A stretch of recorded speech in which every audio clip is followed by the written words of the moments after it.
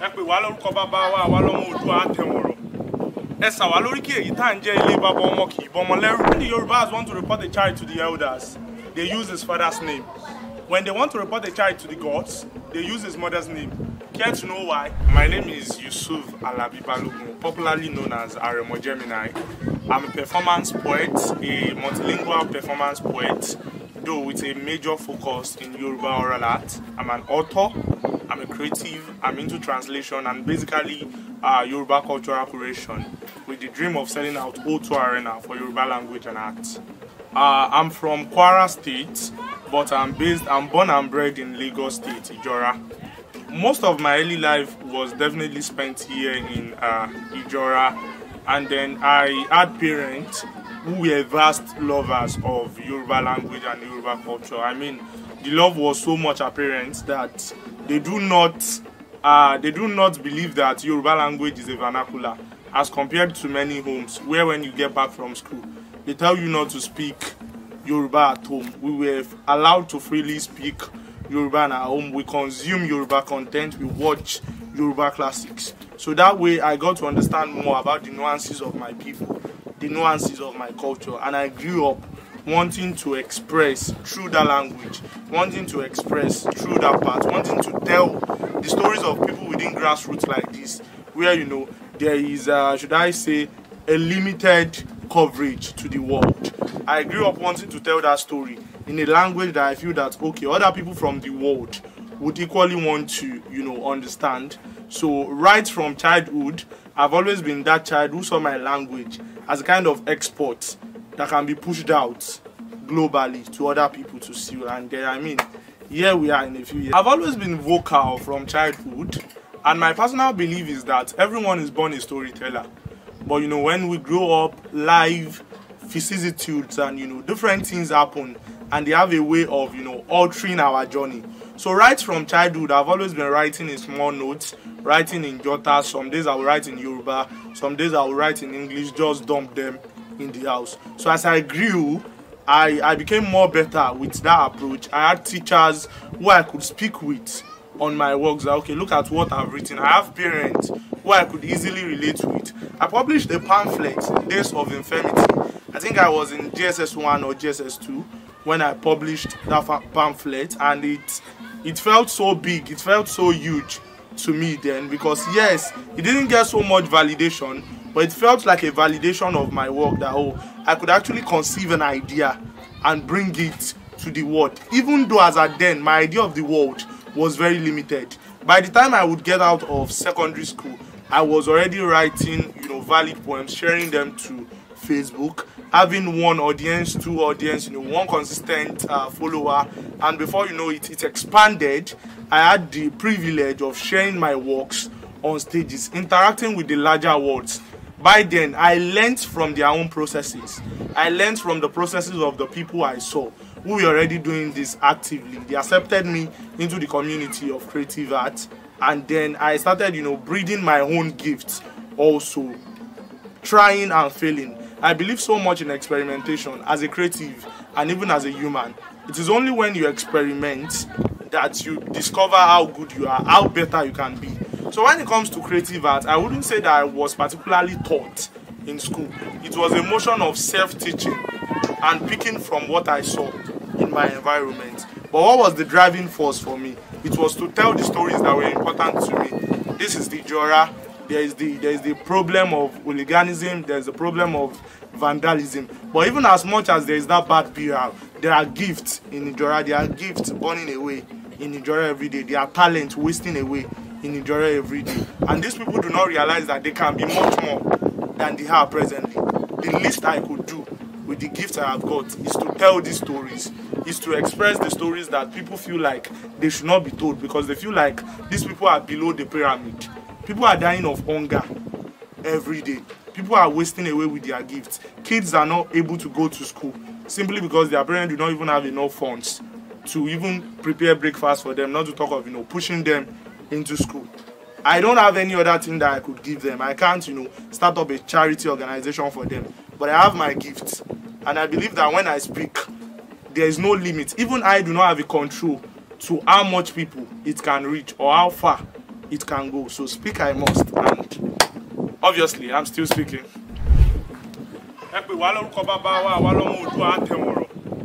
Ẹ sà wá lórí kí èyí tá ń jẹ́ ilé bàbá ọmọ kì í bọ́mọ lẹ́rù. Ọpẹ́ tọmọ Yorùbá ronú afárígá wọn pé àfọ̀rọ̀ jomi toro ọ̀rọ̀ atúnkùn àbálọ àbábọ̀ iṣu ègbodò kọ̀kọ̀ta òṣùpá rọrùn mọ́jú ó tútú jẹ́ ọmọ Yorùbá di gbòǹgbò ọ̀nà àfàtú àtẹ̀pá orí tó yọ máa dádé ń gboyè wọ̀fà láàrin láṣọ bàbá àti àìwò lọ́mọ Yorùbá fi ń ṣẹ̀ṣọ́ rìn bíyàwó ilé òṣè mínímí ọ̀rọ̀ kòsèré kòsèpò kòsórí kòsèrò ẹ wí fún wọn bó ti wù kẹjá ṣe bí ara àlẹ̀ tó ibú nílé ẹja ọ̀dọ́ tàwọn ẹ̀rùn Yorùbá kì í ṣoyin àdùn bẹ́ẹ̀ ó dùn lédè Yorùbá kì í ṣe pé bẹ́ẹ̀ ó dùn láṣà Yorùbá ni mí lọ́jọ́kọ́jọ́ Yorùbá ni mí tọkàntọkàn. When the Yorubas want to report a child to the elders, they use his father's name. When they want to report a child to the gods, they use his mother's name. Care to know why? See, it takes a god to know another god.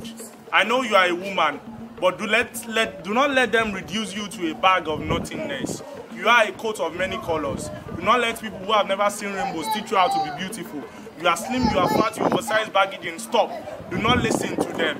You have so much innate abilities within you beyond what the world has ever seen.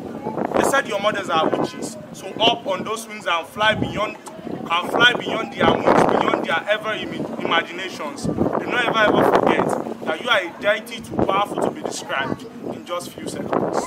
Yes, professionally, I've been into performance poetry, creative arts for 6-7 years. I've had the privilege of sharing my art within and across borders, Lagos International Poetry Festival, Ake and Art Book Festival, San Francisco Poetry Festival in collaboration with West Oakland.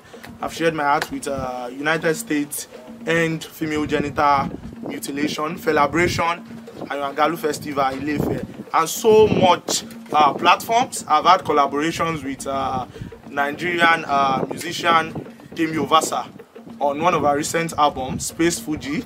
I worked with South African folklorist and sound musician William Rost on Beginnings and Endings. I worked with Junwa Denuga on Yaya. I've had so many collaborations within and outside space. I've shared my art with the people of Eniobanke Music Festival, Beautiful Nubia, and likewise my art has gained acceptance with BBC Yoruba Folio, that is Nigeria exclusive affiliate to CNN, TVC, and so much platforms. And beyond that, I'm still creating. I recently dropped my debut Yoruba novel, Shegilola Romero Gidon, and I'm still working on an audiobook for it, while still planning my debut poetry album. So I have a lot going on within my professional space. I'm trying to do more, I'm trying to be more, I'm trying to learn in the process while still creating. As at when I started putting out poems, when I started putting out poems on Facebook back then, it was just a thing of just post your thing and then relieve in the comments and post. So I got 1 or 2 notifications of open mic. I tend to go for open mic then, free shows, just basically to express. I think it was probably during 2017, November, December 2017, that I saw the flyer for Eniobanke Music Festival then, hosted by Beautiful Nubia, and I reached out that I wanted to perform. He asked for links of my work. So I can't remember the exact figure I was paid then, but I remember that I was paid a token in appreciation for my craft then, and I could practically say those were like my first visible payments as a creative back then, and it instilled a lot of belief in me that, oh, this thing I actually do actually has much value. Because I went from an artist who felt like if you charge 10,000 naira for your craft, you are charging too much. I went from that artist to that artist who understands that, oh, if I'm paid 500,000 naira for a performance now, you are not paying me for this particular performance. You are paying me for my years of experience and, investment that has gone into it. So platforms like that, and the fact that I was very contest savvy, I believed in going in for competitions. I've won so many poetry slams. The Poet in Nigeria, Obalende Poetry Slam, Ask Ifa Inaugural Poetry Slam, the Grooming Talent Hunt, which is organized by the Grooming Microfinance Bank. I came first runner up in 2020. So I plunged into so many contests also. So while I was making money from performance, when they come, paid, I equally was making money from contest grants. And because I equally deal with translations, language translations, transcribing, I equally get to have side gigs from them. So when I'm not performing, I'm probably translating a work in my room, and when I'm not translating, I am performing. So all of this came together to shape my my belief as an artist, that you have to go from an artist who is very vast about the creative space to an artist who understands how the business world of the creative space works. So from there, I became the artist. I recently worked on a campaign for Yes FM when they launched their radio station in Ibadan. You know, I went from that regular artist to that artist who now understands what it is like to actually work with brands, put out my works there, show them that, okay, I have a value to exchange in exchange for your money that you are paying. And at the end of the day, it's a game of value exchange and not just a parasite sucking the host. Most times when people see me perform Yoruba poetry, especially for people who have never seen me do English poetry, they practically believe that, oh, you cannot speak English, or you cannot speak English that much, because people have so much belief that when you create in a local language, it is because your understanding of the lingua franca is limited. But I say it every time I get that our local languages, I mean, I'm Yoruba, I cannot speak for every other language, but I know very well that every other language has so many nuances that even, you know, our popularized lingua franca cannot meet up with. And what do we call a lingua franca? It's a language that we all generally accept as standard. That means Yoruba can become a lingua franca tomorrow, Igbo can become a lingua franca tomorrow, Hausa can become a lingua franca tomorrow. I am Yoruba, I think in Yoruba language. Every of my nuances, everyone I grew up to, every of my reality were shaped by Yoruba cosmology. So as much as I was writing in English language growing up, it got to a point that I discovered that when everyone is doing the same thing, no one is actually doing something different.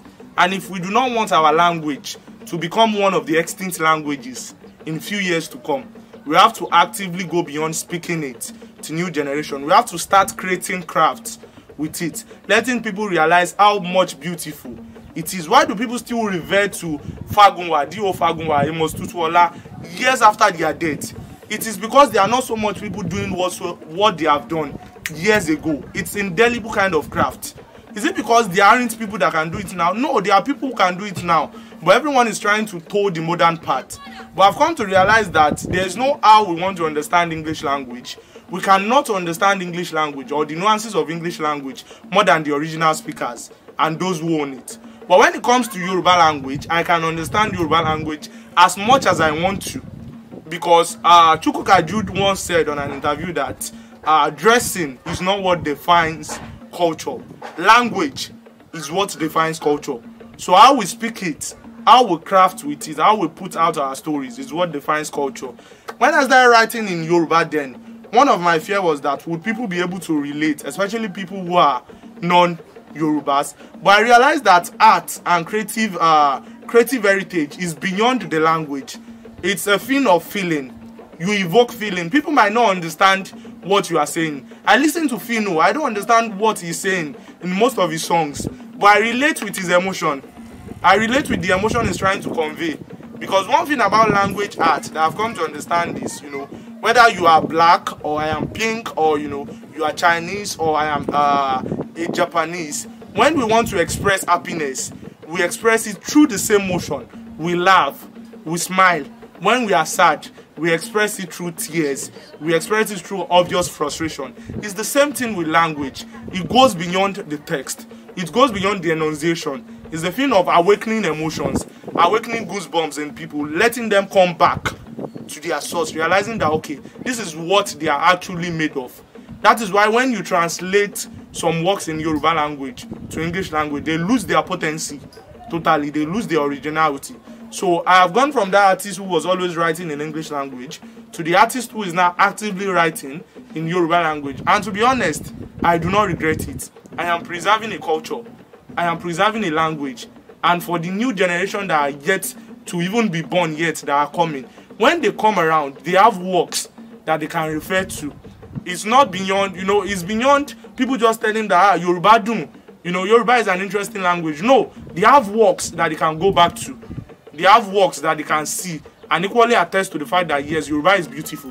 And because Yoruba is beautiful, they are willing to understand what Yoruba culture is made of. When you want to teach people things, you don't force them into it. You compel them into it. You show them the beautiful sides of it. They get attracted into it and they keep coming to it. Little wonder why Brazilians, Cubans, and people from Trinidad are still appreciating Yoruba heritage till date. They have seen the compelling parts of it. Now, if the original Yorubas who are in Nigeria here do not see it, my job as an artist is to make them see it, and most especially to make sure that this language that I grew up speaking, that has made me to this point, does not perish.